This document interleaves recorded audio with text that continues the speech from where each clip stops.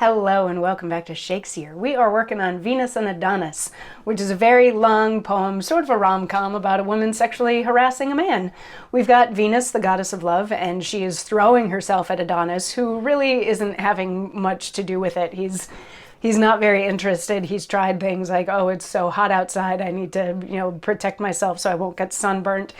And anything that he's doing to try to avoid her, she's then trying to counter. And today we're going to take a look at stanzas 41 to 44. And in yesterday's stanzas, she was talking to him even more. She's getting a little bit exasperated with this.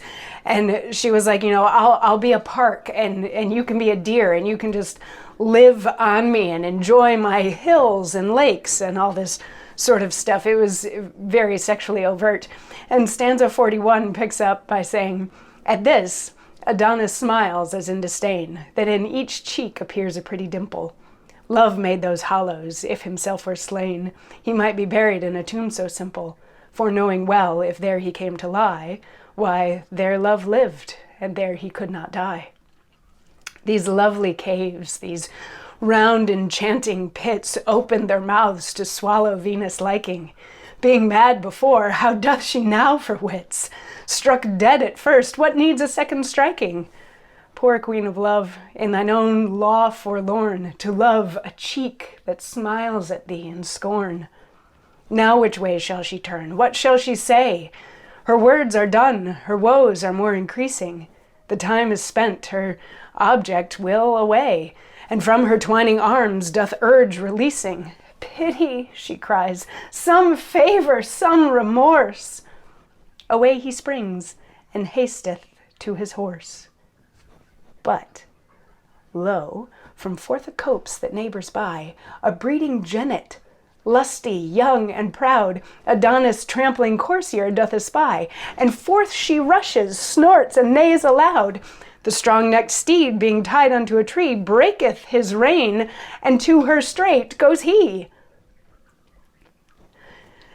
So things are getting a little silly now at this point. In the first two of these stanzas are talking about his dimples.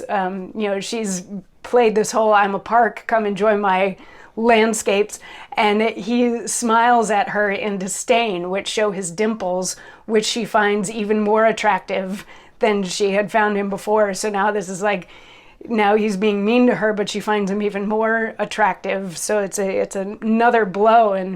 And stanza number 43, I guess it's the third of these ones today, is saying now like she's kind of out of options at this point. She's said everything that she can say. He's wrestling himself away from her. She's crying like, please, please, please, just give me something. But he jumps up and he runs away to his horse.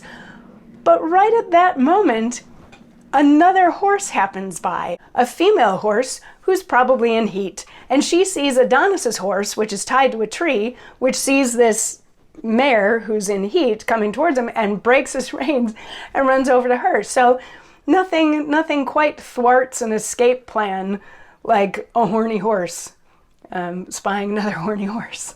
And we will see what happens with these horses now. Will they have better luck than Venus has? We will find out in tomorrow's stanzas. I'll see you then.